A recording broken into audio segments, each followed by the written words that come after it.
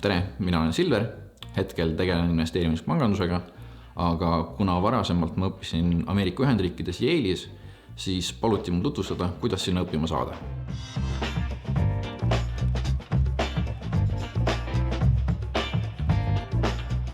Kas selleks, et saada Ameerikasse õppima, pean olema väga tark? Kindlasti sõltub see väga palju sellest, et millises ülikooli sa sihid saada.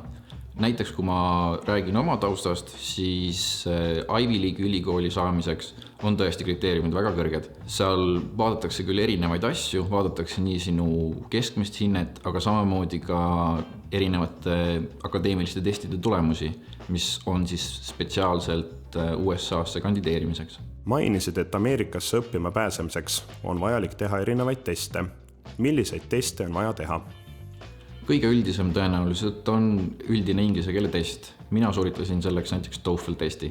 Lisaks sellele tuleb sooritada ka erinevad akadeemilised testid. Nende valikuks on siis näiteks SAT või ACT ja lisaks tuleb sooritada ka mõningad ainetestid. Nendeks valisin mina SAT-st matemaatika ja füüsika. Millistest koolivälistest tegevustest võib kasu olla Ameerikasse kandideerimisel? Kasu on kõigist erinevatest huvidest. Sa võid tegeleda nii muusikaga, kirjandusega, spordiga, aga peaasi on, et sinu profiil oleks nende jaoks huvitav. Kuna heade akadeemiliste tulemustega noori, kes sinna soovivad saada, on väga palju, siis on vaja midagi, mis sind nendest eristaks. Kui kaua võtab aega kandideerimise protsess, kui soovin minna Ameerikasse õppima? Protsess on suhteliselt pikk, kuna nagu eelnevalt mainitud, siis tuleb sooritada mitmeid erinevaid teste ning sinna tuleb lisaks arvestada juurde ka nendeks ettevalmistumise aeg. Mina alustasin oma kandideerimisprotsessiga 12. klassi alguses, aga sellest tulenevalt jäin ka kandideerimisega hiljaks, kuna tähtaeg oli juba aastavahetuse paiku. Seega soovitaksin kindlasti alustada vähemalt 11. klassi alguse poole, et sul jääks piisavalt aega nendeks testideks ettevalmistuda ja lisaks need ka edukalt sooritada. Kui palju maksis Ameerikas õppimine ja kust raha said? Nagu kõik tõenäoliselt teavad, on Ameerikas õppimine vägagi kallis. Minu näite põhjal oli aastane õppemaks koos kõigi muude kuludega pigem üle $80,000. Praeguses hetkeks ma arvan, et see on isegi natuke juba tõusnud.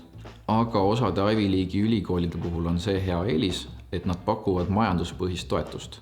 See tähendab seda, et vaadatakse sinu perekondlikku sissetulekut ja sellest tulenevalt määratakse sulle toetus. Kas Ameerikas õppida oli keeruline? Kindlasti ei olnud see lihtne, aga samas ei saa ma öelda, et see oleks ka olnud midagi üle jõu käivat. Peab aga välja tooma, et paljude õppeainete puhul on sealne hindamissüsteem konkureeriv, ehk siis kõige kõrgem tulemus määratakse parimaks ja sellest lähtuvalt määratakse ka järgmised hindekategooriad. Kirjelda õppesüsteemi Ameerikas. Ameerika õppesüsteemi üheks suureks eripäraks on noorel vabadus. Sa võid valida erinevaid õppevaineid erinevatest erialadest.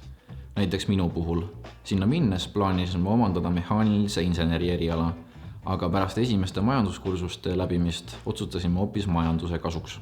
Kus sa elasid Ameerikas? Suuresti on sealne elamine korraldatud ühiselamutes, aga erinevalt Eestis tuntud ühiselamutest on sealne süsteem natuke teistsugune. Õpilased jaotatakse nii-öelda erinevatesse majadesse. Natuke võiks siin võib-olla paralleeli tuua Harry Potteriga, aga seal sõelamiskübarat ei kasutata, vaid pigem on valik juhuslik. Milliseid huvitavaid aineid oli võimalik Ameerikas võtta? Õppeainete nimekiri oli väga pikk. Sisuliselt oli võimalik valida ükskõik mida hiina keelest kuni astronoomiani.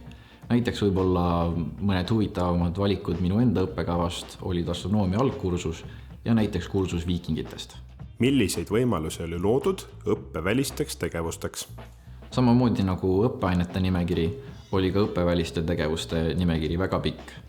Võin näitena tuua, et erinevate spordialade jaoks oli loodud 14-korruseline spordikompleks. Millised eeldused andis sulle Ameerika haridus Eesti tööturul? Ma arvan, et see oli väga hea põhja, kuna ka siin on konkurents igale kohale väga tihe.